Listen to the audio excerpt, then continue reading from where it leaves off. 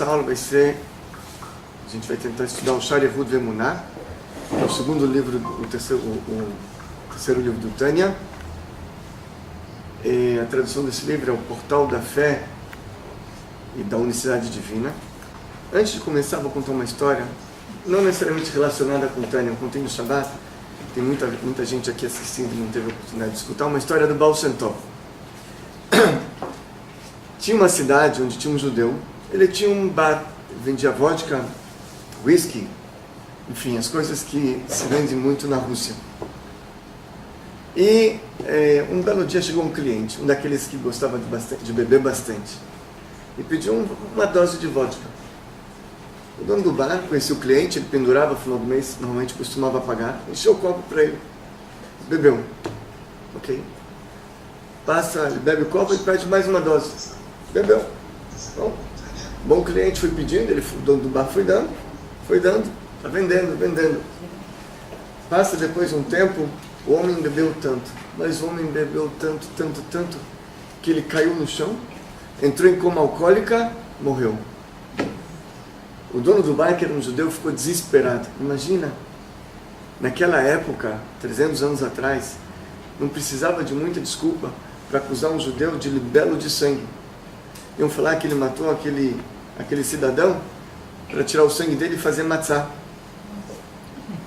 Tinha muitos libelos de sangue naquela época. Então ele ficou desesperado. Primeira coisa foi esconder o defunto. Pegou o homem, entrou dentro do bar, ele pegou um armário pesado, empurrou, abriu um alçapão, desceu umas escadas até o porão. Depois ele foi entrando dentro de quarto, até que tinha uma cama, ele botou o homem embaixo da cama, voltou para o bar um pouquinho aliviado, mas ainda preocupado. Daqui a pouco vão procurar o homem, quando acharem o homem aqui, o que vão fazer dele? Picadinho.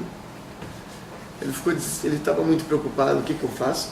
De repente, entra no bar dele o rabino da cidade, acompanhado do grande Baal Shem Tov. O Baal Shem Tov, aquele dia, resolveu fazer uma visita àquele rabino, de surpresa. Não se sabe porquê, talvez só o Baal Shem Tov sabia que iam precisar dele naquele momento. E o homem começou: Rebbe, por favor, me ajuda, emergência. Ele falou: ok, mas primeiro bota uma cerveja para mim, uma cerveja para o meu amigo.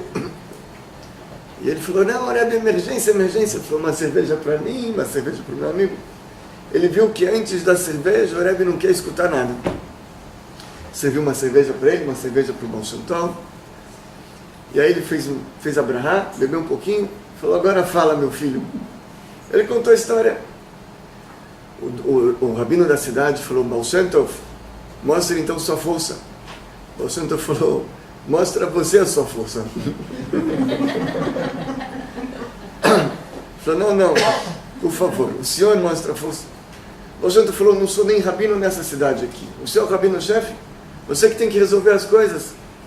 Falou: não, se esse é o problema, eu lhe dou total autonomia para fazer o que o senhor quiser aqui nessa cidade. Baal Shem Tov olhou para o dono do bar e falou: bom, onde está o homem? Cadê a pessoa?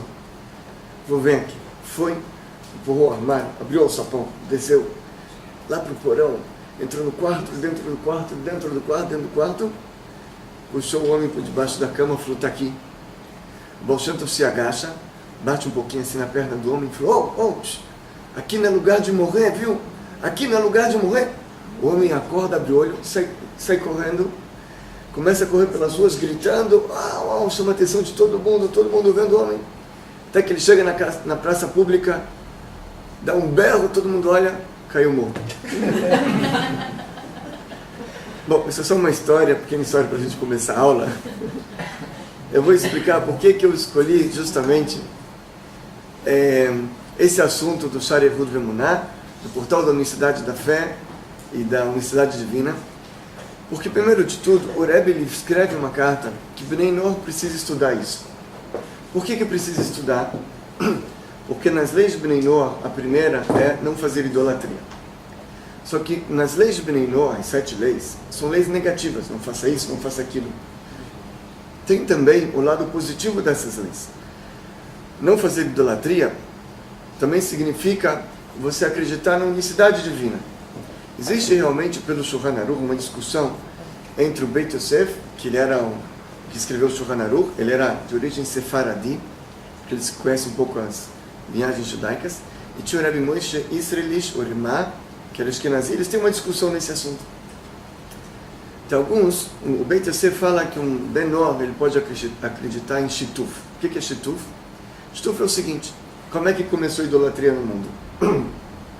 O neto do Adão, Enosh, ele levantou os olhos para o céu e ele viu que quando está no verão cresce bastante tomate, maracujá, caqui, não sei.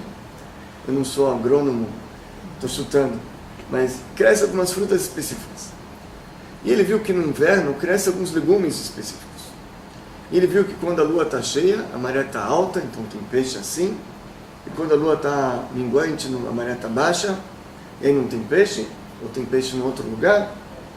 E ele chegou à conclusão errônea de que Deus, ele criou um mundo, e é um mundo tão completo com infinitas criaturas, infinitos seres, que ele criou também hostes celestiais e deu para eles a função de reinar, de dirigir o mundo.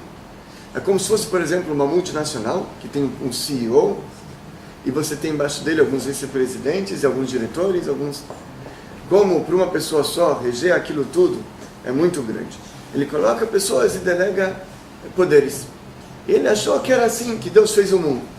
Está errado. O Zohar fala que na verdade essas hostes celestiais, elas são somente como um machado na mão do lenhador.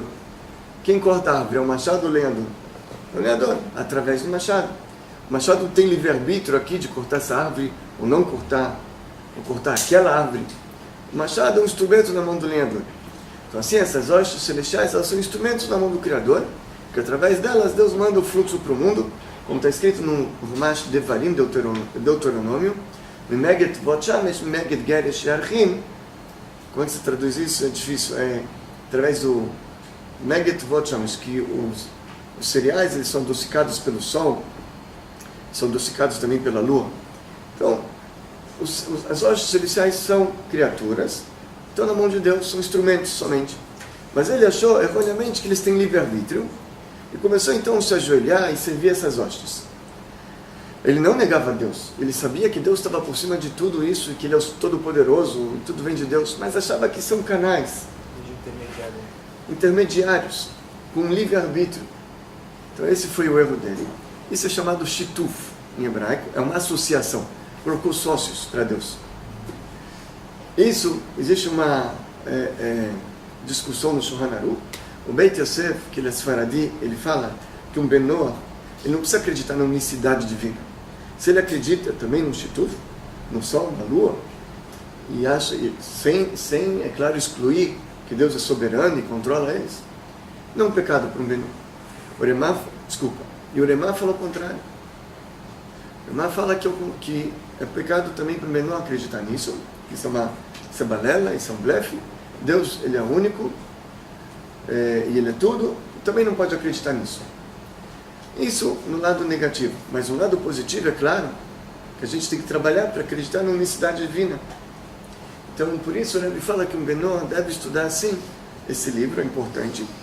E é por isso que eu então, escolhi esse livro para a gente começar nosso curso. É muito interessante. O Rebbe, na verdade, o primeiro Rebbe de Rabat, que escreveu o Tânia do Mora Zaken, ele, na verdade, ele queria começar o Tânia com esse volume. Porque esse volume ensina que não tem nada mais além de Deus. Tudo é Deus. Se tudo é Deus, o que a gente é? Nada. E se a pessoa não é nada, isso é ótimo. Porque aí ele não tem todos os males espirituais gerados pelo ego. Ele não tem raiva, não tem ciúmes, não tem inveja, não tem gula, não é mesquinho, enfim, tudo o que é de ruim vem do ego, vem da alma animal. E se você não é nada, então automaticamente é muito mais fácil de você ser uma boa pessoa, controlar seu ego. A providência divina fez com que ele não fosse o primeiro livro, mas enfim, antes de começar, talvez contar uma história ligada um pouquinho a esse assunto de unicidade divina. Tinha um Hassid do primeiro Rebbe de Chabad, o nome dele era Leiser der Krumer. Krumer é torto, ele mancava. Leiser, o manco, o torto, coisa assim. Ele não nasceu numa família Chabad, Ele nasceu numa família, ao contrário, Misnagid, que não eram os melhores amigos de Chabad, os melhores admiradores da filosofia hassídica. E ele foi se aproximar, até que ele virou um Hassid, um aluno, um adepto do Admon Hazaken muito forte. Perguntaram para ele qual a diferença dele antes para depois. Antes dele ser um Hassid, para depois ele ser um Hassid. Tem duas versões. Uma, ele fala que a diferença é a resposta. A diferença é a pergunta, a resposta é a mesma. Como assim?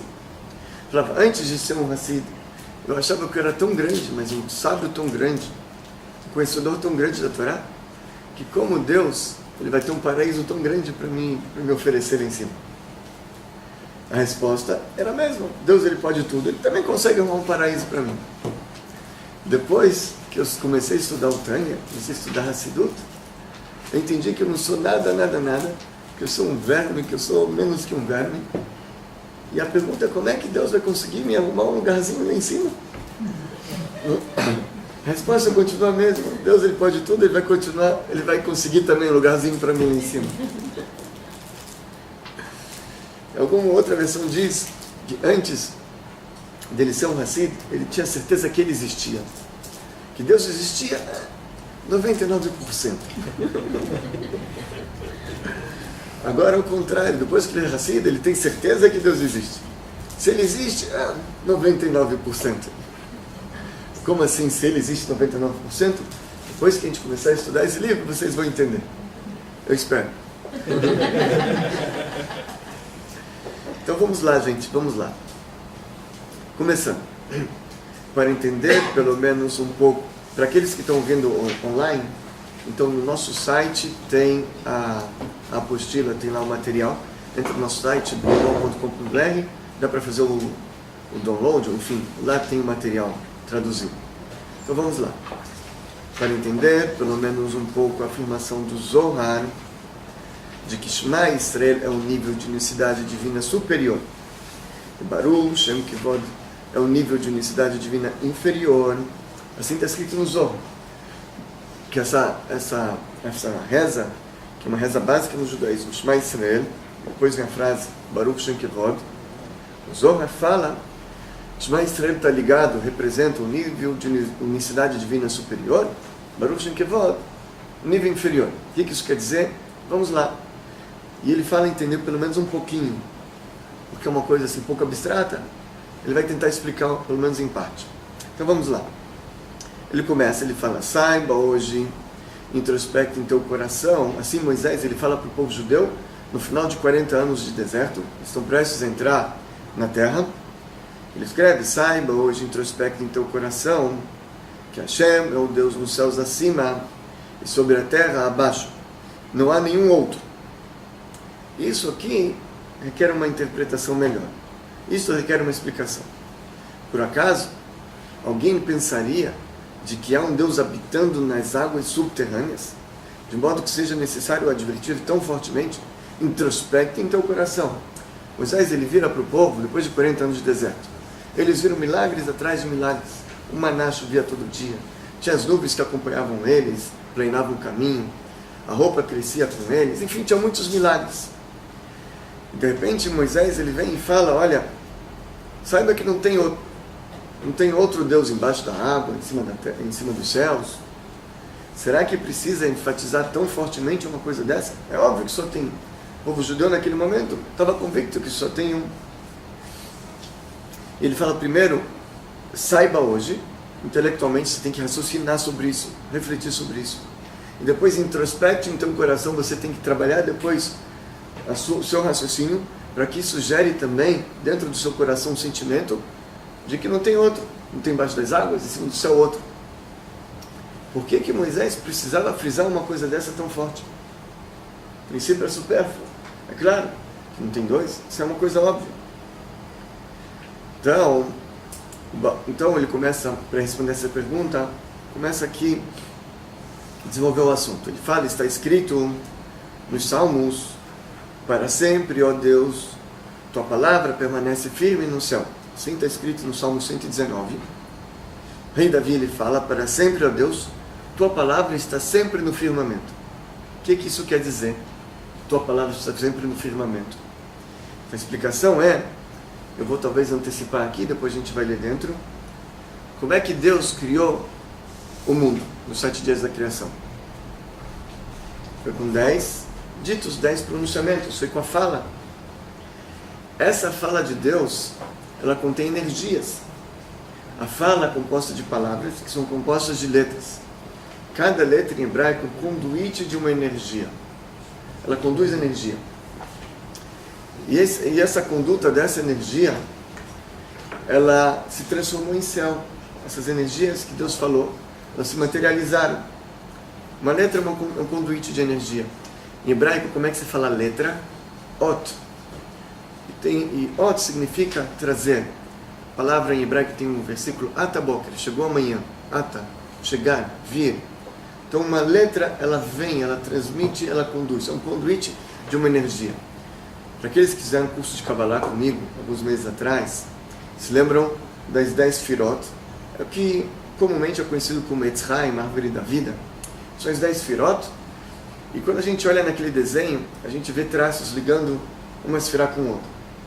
Se a gente contar esses traços, a gente vai ter 3 traços no horizontal, 7 traços na vertical, já são 10, e 12 traços na diagonal ligando essas Sefirot. 12 com 10, 22 traços. São as 22 letras hebraicas. Cada uma representa um traço. A horizontal, a primeira é o Aleph, a segunda é o Mem, a terceira é o Shin, e assim por diante, 22. Então as letras elas são conduítes de energias, elas ligam as energias que tem na Sefirot uma com a outra e vão transportando e vai descendo aqui para baixo. Então quando Deus falou, significa o quê? Que a Malchut do mundo de Asiá, ok? Que a gente falou no curso de Kabbalah, Malchut, reinado, representa a boca. Então Malchut, ela emanou uma energia através dessas palavras, essas letras, ok? E essas letras se materializaram no mundo que a gente conhece, que a gente vê.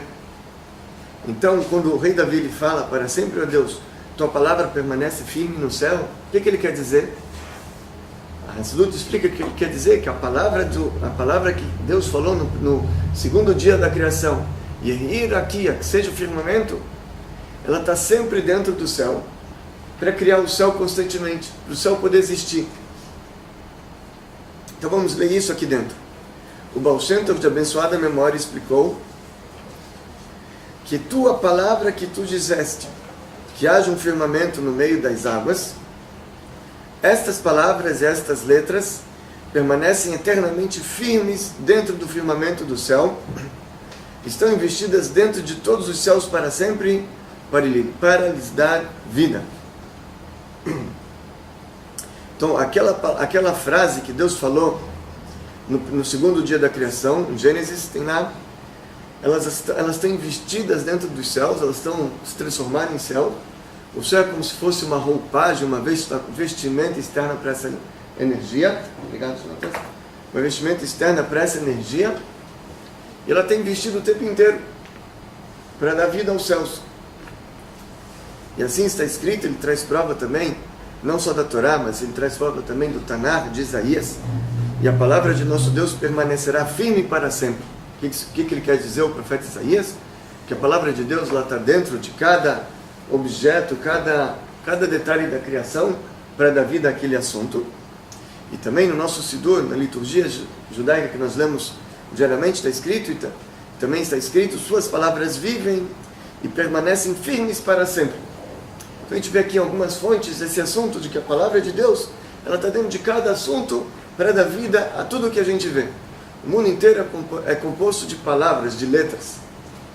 É como se fosse um código binário. O computador funciona em código binário.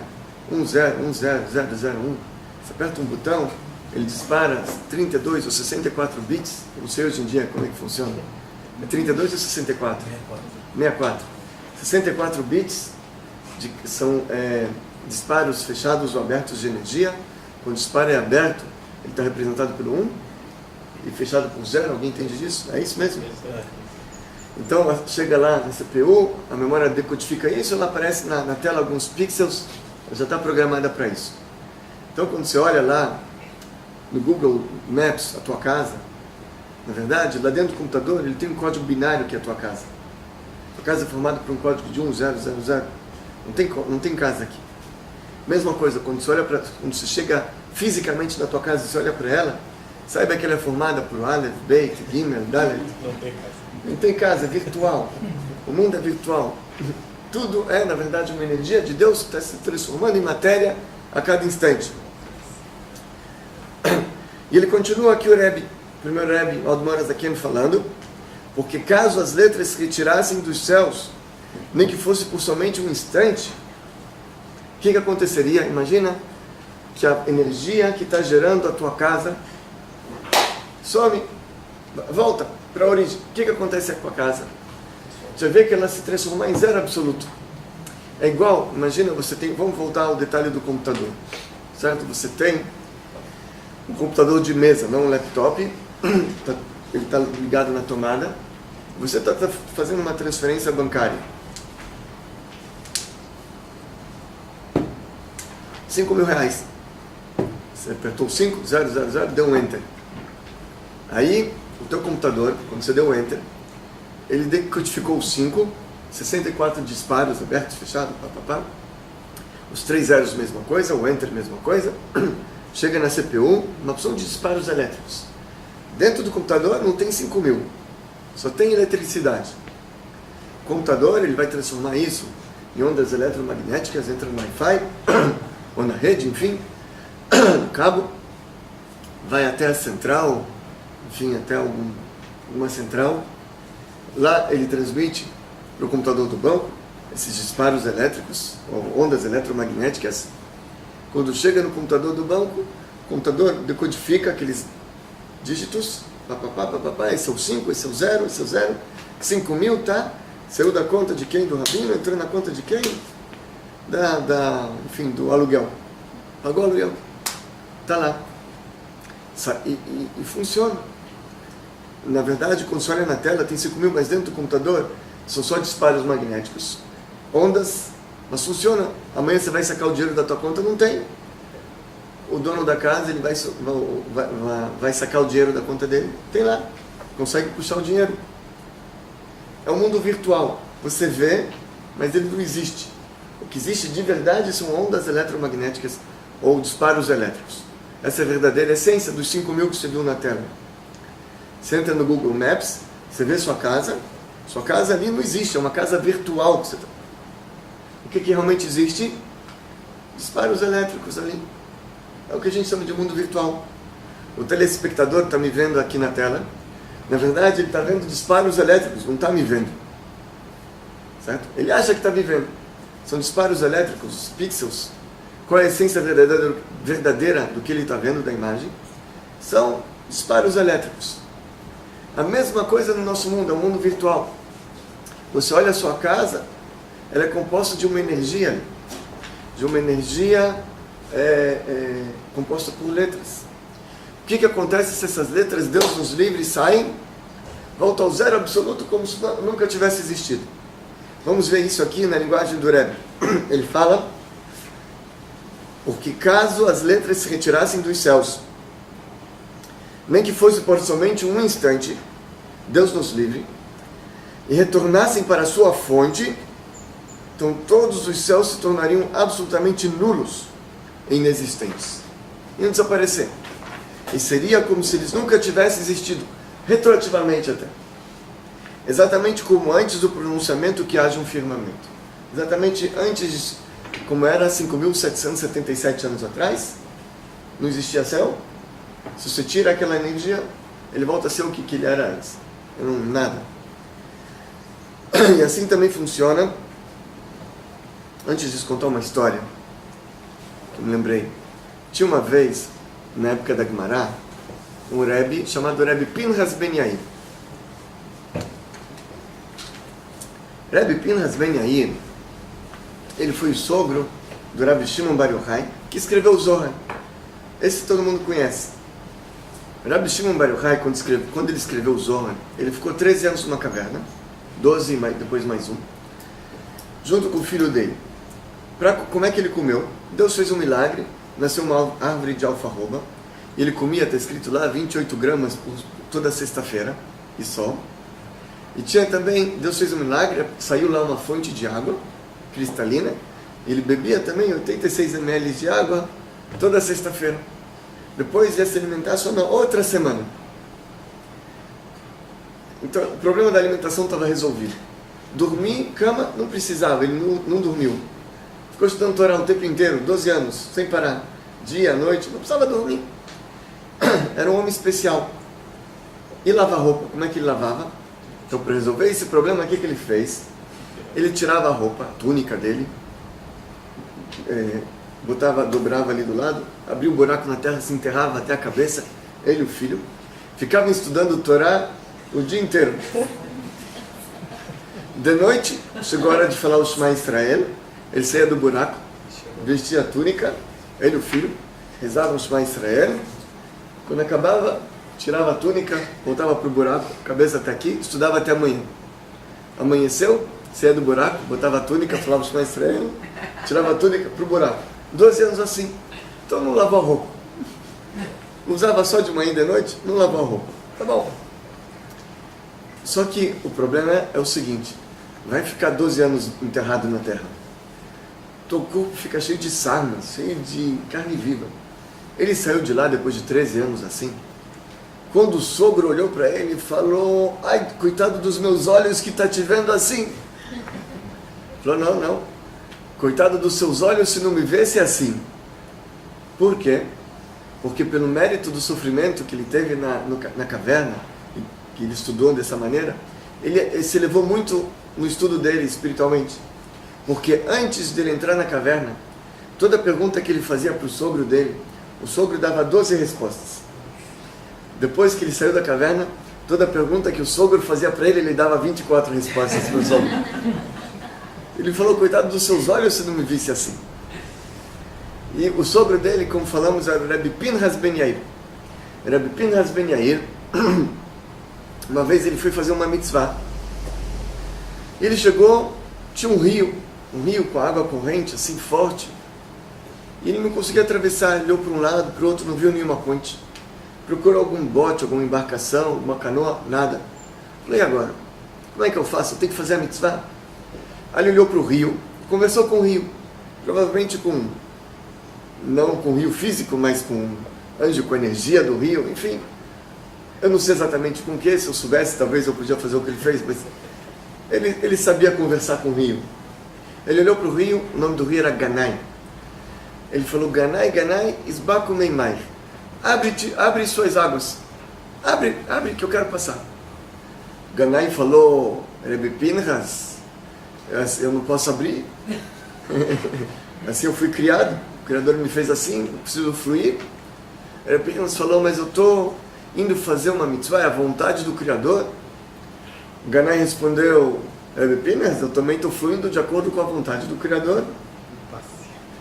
Rebbe Pinhas falou, Ganai, o negócio é o seguinte, ou você se abre, ou eu devolvo você ao zero absoluto como se nunca tivesse existido, Ganai. O que aconteceu? Na hora o Ganai abriu, Rebbe Pinhas passou, que nem a abertura do Mar Vermelho, ele passou, tranquilo, papapá. Chegou na outra margem, fechou. Ok. O que o Rebbe Pinhas ia fazer aqui? Ele simplesmente, o que ele ia fazer? Ele ia pegar a energia que cria o Ganai e ia devolver. Ia pegar essa energia e falar, vai embora daqui, tirar, e aí ia voltar ao zero absoluto como se nunca tivesse existido. O Ganai entendeu que valia a pena ele abrir, para não correr o risco, e abriu.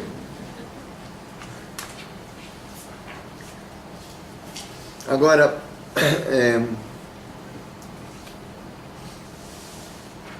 ele traz aqui o seguinte, vamos continuar a leitura, e assim também funciona com tudo o que foi criado, ou seja, não somente no caso dos céus, que foram criados no primeiro dia da criação, não só com o sol e a lua e as estrelas, que foram criações que Deus criou diretamente no primeiro dia da criação, mas com todas as criaturas. A pessoa podia imaginar e falar, olha, aquilo que Deus falou nos 7 primeiros dias, eu entendo, mas o que vai se fazer um pequeno grão de areia, uma flor específica, uma coisa que não foi necessariamente criada no primeiro dia da criação. Então ele fala que funciona da mesma maneira. A energia divina, a fala divina está investida dentro daquele objeto, dentro daquele ser, para dar vida. E na linguagem do Rebbe, vamos ler, assim também funciona com tudo o que foi criado, em todos os mundos superiores e inferiores. Mundos superiores engloba Sefirot, engloba anjos, almas. Tudo existe pela palavra de Deus. E até mesmo nesta terra física, inclusive o reino mineral, até mesmo uma pedra, água, Coca-Cola, tudo, reino mineral, também existe com a palavra de Deus. Se as 10 letras dos 10 pronunciamentos pelos quais a terra foi criada durante os 6 dias da criação se retirassem dela, nem que fosse apenas por um instante, Deus nos livre, ela voltaria a ser totalmente nula e inexistente, exatamente como antes dos 6 dias da criação. Ia se voltar ao zero absoluto. Qualquer objeto. Tinha um cabalista uma vez, tem uma história dele, era até contemporâneo, não era recente, já falecido, em Israel, não lembro o nome dele agora. Uma vez alguém entrou na sala dele, pediu para ele escrever um outro rabino entrou na sala dele e pediu para ele escrever uma declaração importante. Talvez era Marcos, não me lembro. Na verdade era para escrever uma declaração sobre o Rebbe, Mashiach, enfim. E ele não queria, ele insistiu, o rabino, ele falou, não tem folha. Ele falou, então eu vou pegar uma folha para você. Ele falou, não precisa. Ele tirou a mão assim da janela. Quando ele voltou, tinha uma folha. Então, a Kabbalah, a Kabbalah prática, ela ensina a fazer isso. Na verdade, a gente não deve usar a Kabbalah prática. Eu vou falar um pouquinho sobre isso daqui a pouco. É perigoso. Mas, essas letras, elas são letras que Deus falou e elas têm o poder de se transformar em matéria. Elas criam o mundo que a gente está vendo. E aí, entra uma coisa interessante. O que vocês acham? Um ser humano tem alma. Cachorro tem alma? Sim. Sim. Uma flor do seu jardim, violeta, margarida, uma rosa, tem alma? Sim. Sim. O sal que você coloca no pepino tem alma? Coca-Cola que você bebe tem alma? Não. Você come um pão, pão tem alma? Não. Você está sentando numa pedra, a pedra tem alma que você está sentando em cima dela? O taco do chão que você pisa tem alma? Valorizam que tudo tem alma. É claro que a alma do taco é diferente de uma alma humana. Então, um taco do chão não tem sentimentos, nem discernimento. Uma alma humana tem.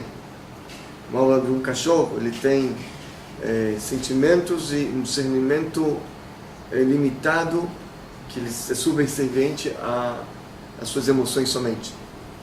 Uma alma de uma rosa, de uma margarida, de uma violeta, é diferente, ela também não é... Enfim, diferente de uma alma humana. Mas tem alma. Inclusive está escrito nas profecias, Even mikir tizak, ukfitz me'etz ya'anena, que a pedra da parede vai gritar e o taco do chão vai responder. Isso da era messiânica. Vamos falar. Está escrito nos profetas, está escrito nas explicações que quando um judeu, na era messiânica, ele for, por exemplo, transgredir o Shabat, ele for colher um figo de uma árvore no Shabat, o taco do chão vai gritar, ops, Shabat!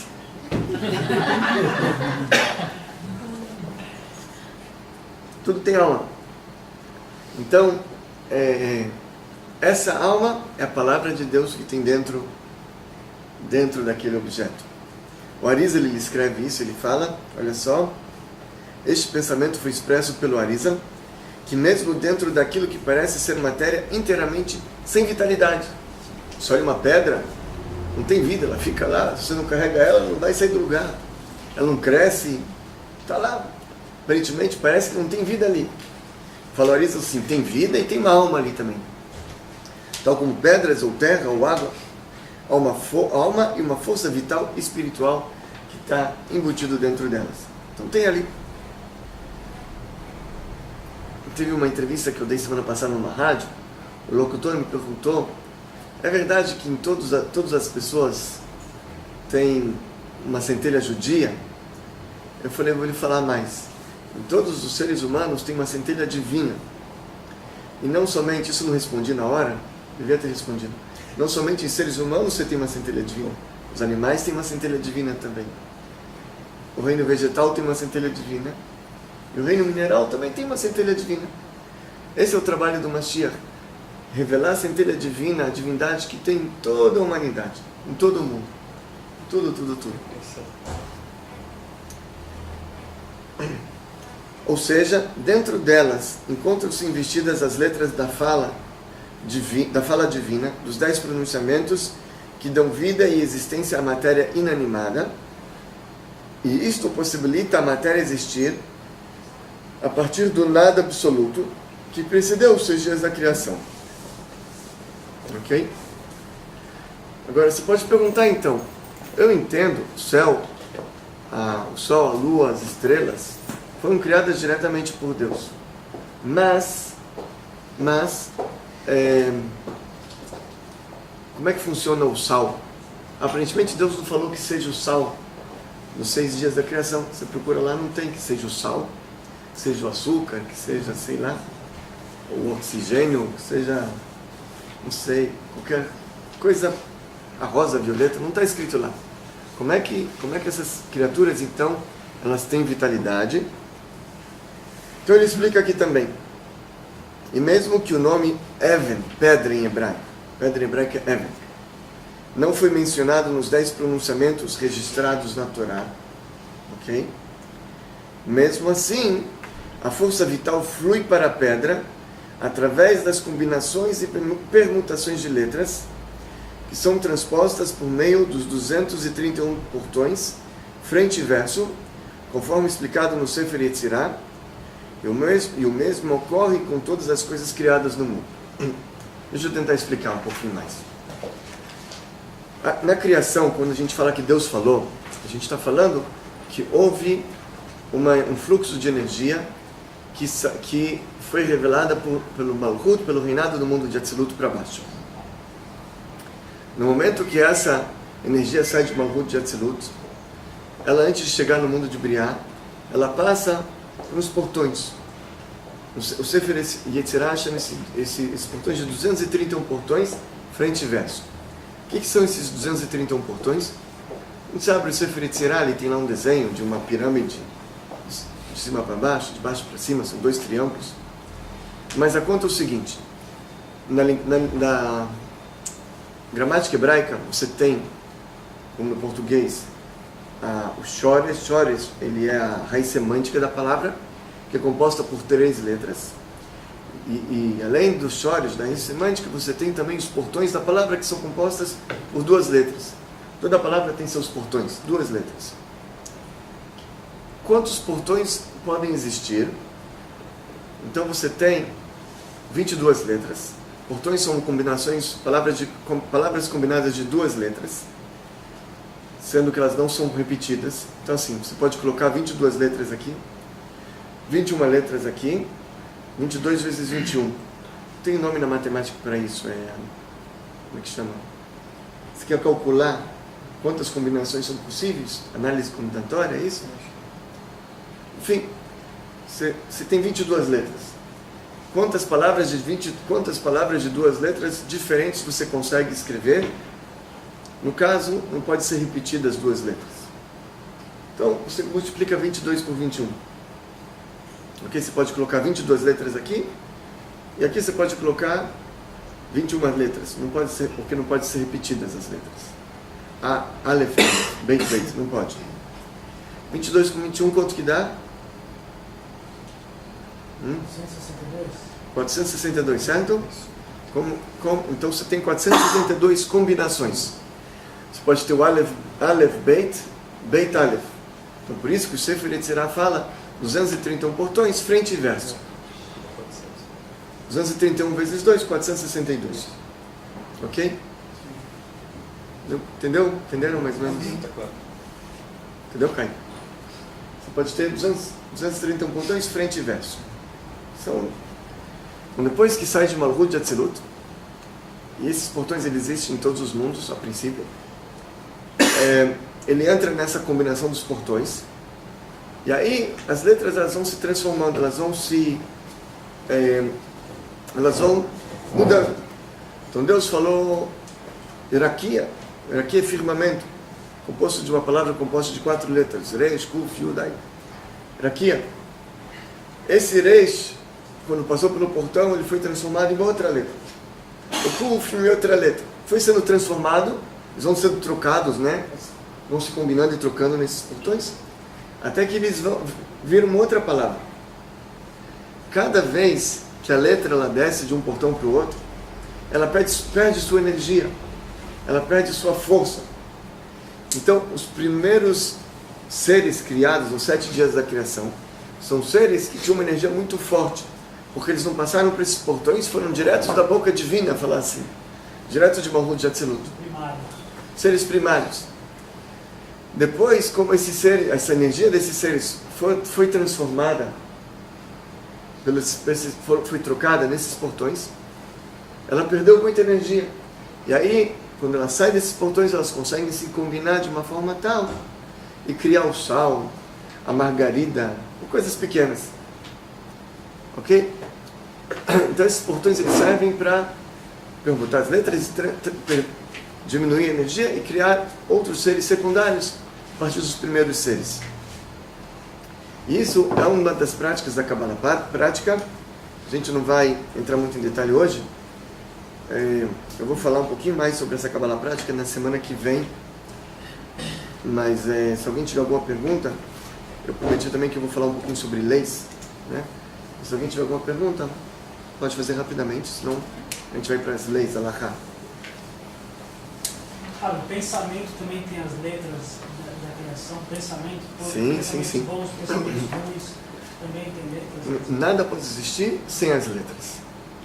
Então tudo tem letra também, nossos pensamentos também, eles são, só que nosso pensamento é espiritual. A gente viu aqui, como o Alter Rebbe falou, que os anjos e almas, Sefirot, também são compostos dessas letras. Sefirah é algo espiritual, não é algo físico e material. Mas para ela existir, ela tem que ter essas letras. Tudo tem essa energia. Tudo tem essa energia. Senão não poderia existir. Há 5.777 anos atrás, antes da criação do mundo, ninguém pensava. Não existia pensamentos. Não podia existir pensamentos. Depois que os pensamentos foram, né?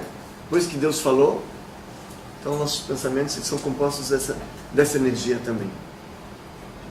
Só para contribuir com o que o Rabino falou sobre que tudo tem uma alma divina, é bom citar que tem um trecho no Zohar que fala que a gente tem que tomar muito cuidado com as nossas ações, com os objetos ou com alimentos. Vou dar um exemplo. A gente não deve jogar pão no lixo. Por quê? Porque diz o Zohar que o pão se comunica com o pão. Então, o pão da padaria fala com o pão de casa, não venha para esse lado porque ele está me jogando no lixo. Vocês têm uma noção de como é incrível essa situação. Vamos falar um pouquinho sobre a Alahá, pessoal. Trouxe alguns casos aqui. O seguinte. Hoje em dia, uma coisa muito prática, você entra num site, você vai avaliar o restaurante que você comeu. Você vai avaliar aquela loja. Você pode dar uma nota ruim para aquela loja, por exemplo? É permitido? Sim, é permitido? Bom, alguns legisladores eles falam que aqui você está entrando no assunto de Lashon Hara. Você está falando e defamando aquela loja. Está prejudicando o sustento do dono daquela loja. Está falando mal dele, publicamente, abertamente, para todo mundo. Então é o seguinte, Lashon Hara é permitido você falar quando você precisa advertir, alertar uma pessoa de um perigo, salvar a pessoa. Certo? E isso também somente se não tem outra maneira de se salvar ela. Por exemplo, você caiu no conto do vigário. Então você quer salvar aquela pessoa que você conhece para ele não cair no conto do vigário. Não existe outra maneira, a não ser que você escreve aquilo. Agora, então, se a pessoa se tem certeza que foi constatado que ele é um vigarista, que ele é um 71, que ele é um charlatão, ele rouba dinheiro das pessoas. Então, se não tem outra maneira de avisar as pessoas, a não ser através da internet, não. Assim você vai salvar as pessoas. E sua intenção não é de defamar a pessoa. Sua intenção é única e exclusivamente alertar as pessoas e salvar. Aí talvez dá para se permitir.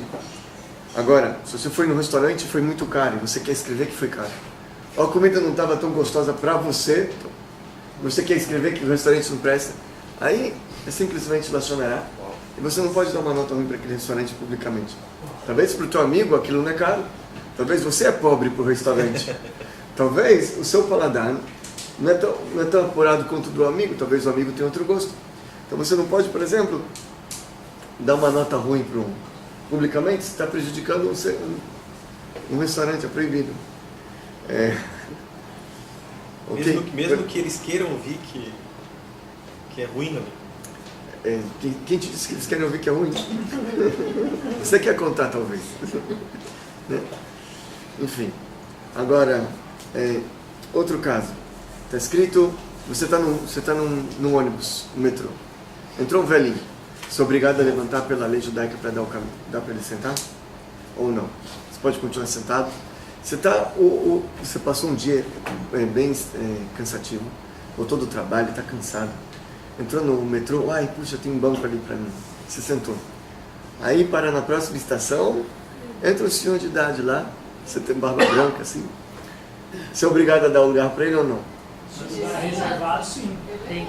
Digamos que não é um lugar reservado. Você é obrigado ou não? Lugar reservado não é seu, você tem que levantar.